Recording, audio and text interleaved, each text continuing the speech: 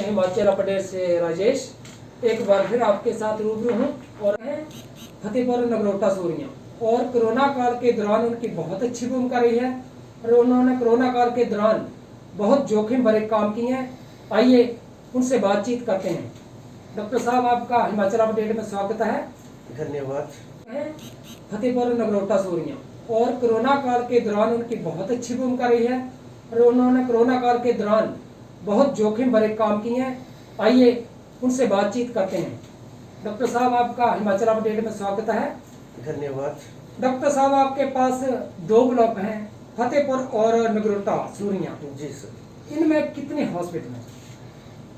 फतेहपुर और नगरोटा सूरियाँ में मेरे पास जैसे सिविल हॉस्पिटल है।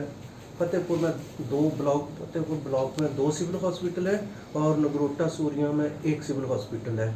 तो इस तरीके 3 सिविल हॉस्पिटल है और कम्युनिटी हेल्थ सेंटर जो सामुदायिक स्वास्थ्य केंद्र है वो 2 हैं और प्राइमरी हेल्थ सेंटर जो है वो 6 प्राइमरी हेल्थ सेंटर। डॉक्टर साहब, हम जानना चाहेंगे कि कोरोना काल के दौरान आपके किन किन लोगों ने भूमिका निभाई और कैसी भूमिका निभाई? कोरोना काल में हमारे सभी चिकित्सा अधिकारियों ने और उनके साथ पैरामेडिकल स्टाफ, साथ साथ उनके जो हमारे आरबीएस के स्टाफ था और स्वास्थ्य कार्यकर्ता के अलावा जो हमारे आशा कार्यकर्ता थे, उन्होंने सभी ने बहुत मेहनत किया और अपना पूरे तरीके से उन्होंने इस कार्य को अंजाम दिया है और हर किसी ने इतनी मेहनत से काम किया है कि प्रॉपर लोगों को सर्विसेज दे सकें।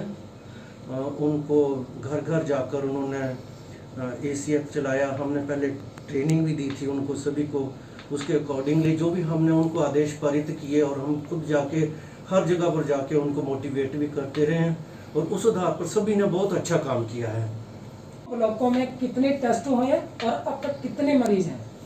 हमारे दोनों ब्लॉकों में तकरीबन, जैसे फतेहपुर ब्लॉक में इस समय तक 1200 के करीब टेस्ट हुए हैं, जिनमें 17 केस कोरोना के पॉजिटिव आए कोविड-19। और इसके अलावा नगरोटा सूरियाँ में 1450 के करीब हमने टेस्ट किए हैं, जिनमें तकरीबन 30 के करीब केस पॉजिटिव पाए गए हैं। निगरानी में कौन कौन से काम हुए? हमारी निगरानी में जैसे शुरुआत में खबर आई थी चीन से पहला केस दिसंबर 30 के आसपास डिटेक्ट हुआ था, तो उसके बाद हमें रिपोर्ट्स हैं सारी मिलने पड़ी और हमें भारत सरकार और हिमाचल सरकार से पूरी इन्फॉर्मेशन आने लग पड़ी थी कि तो उसके अकॉर्डिंगली हमने फरवरी के महीने में अपने समस्त चिकित्सा अधिकारियों को, उसके साथ साथ हेल्थ सुपरवाइजर्स को, हेल्थ वर्कर्स को ट्रेनिंग देना शुरू की और मार्च आते आते हमने आशा वर्कर्स भी और स्वास्थ्य कार्यकर्ता भी और चिकित्सा अधिकारी प्रभारी भी सभी को इस काम में बिल्कुल हमने जागरूक कर दिया था। और उनके जरिए जब गांव में जो भी मीटिंग होती थी, कहीं भी उप केंद्रों में मीटिंग होती या पब्लिक मीटिंग होती थी, उनमें हमने सभी लोगों को इसके बारे में बताया कि हम कोरोना से कैसे बचाव कर सकते हैं इस इन्फेक्शन से।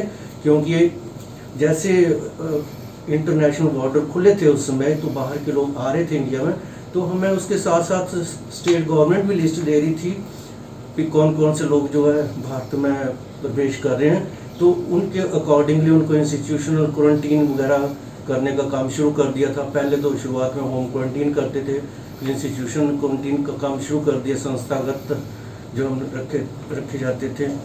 उसके बाद उनके फिर टेस्टिंग शुरू हुई और जो टेस्टिंग शुरू हुई तो उसके अकॉर्डिंगली जो पॉजिटिव केस आते रहे तो उनके लिए इंतजाम सरकार ने किया था।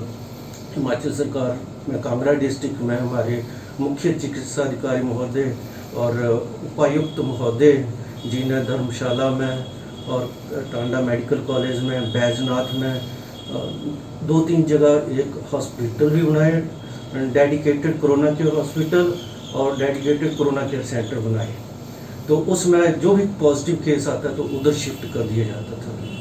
तो इस तरीके से हमने तकरीबन हमारे चिकित्सा अधिकारियों, पहले तो हमारे पास टीम जो है धर्मशाला से आया करती थी सैंपल लेने के लिए अप्रैल के माह में, लेकिन अप्रैल का माह ख़त्म होते होते हमने अपने समस्त चिकित्सा अधिकारी थे उनको ट्रेन किया कि सैंपल कैसे लेने हैं, ताकि जो लोड है सैंपलिंग का, और सैंपलिंग हम ज़्यादा कर सकें। तो उसी कारण अब काफ़ी ज़्यादा केसों की डिटेक्शन हो रही है, अच्छे ढंग से डिटेक्शन हो रही है, और केस जहाँ भी निकलता है तो हम फौरी उसको एरिया को जो है हम हमारे अपने उपमंडलीय अधिकारी महोदय के साथ तालमेल करके शुरुआत में कंटेनमेंट जोन में करते थे। वहाँ पर ACF एक्टिविटी भी चलाते रहे हैं, और ACF एक्टिविटी के साथ साथ जो हमें कोई सिम्टम्स वाले लगते थे, खांसी जुकाम बुखार वाले ILS सिम्टम्स के, तो हम उन्हें इन्वेस्टिगेट करते, टेस्ट लेते थे। टेस्ट करवा के अगर वो ठीक हैं तो ठीक है, नहीं तो जो पॉजिटिव निकलता था उनको फिर डेडिकेटेड कोरोना केयर सेंटर में भेज दिया जाता था, और जो ठीक है उनको सलाह दी जाती है कि घर से रहें, घर में रहें, बाहर न निकलें, और बचाव में ये सावधानी है। जी डॉक्टर साहब, आपको क्या लगता है अभी तक कोरोना की क्या स्थिति है और आगे क्या रहेगी, और लोगों को सावधानियों के बारे में आप क्या कहना चाहेंगे? अभी कोरोना के केस मिलते ही रहेंगे, अभी इतना खतरा नहीं, लेकिन फिर भी हमें सावधान रहने की बहुत ज़रूरत है। जैसे सोशल डिस्टेंसिंग, सैनिटाइज़र का यूज़, हैंड वॉशिंग, ये बहुत ज़रूरत है हमें, और अननेसेसरी घर से बाहर निकलने की कोई आवश्यकता नहीं है। जब तक बड़ा ज़रूरी काम ना हो हमें बाहर नहीं निकलना चाहिए।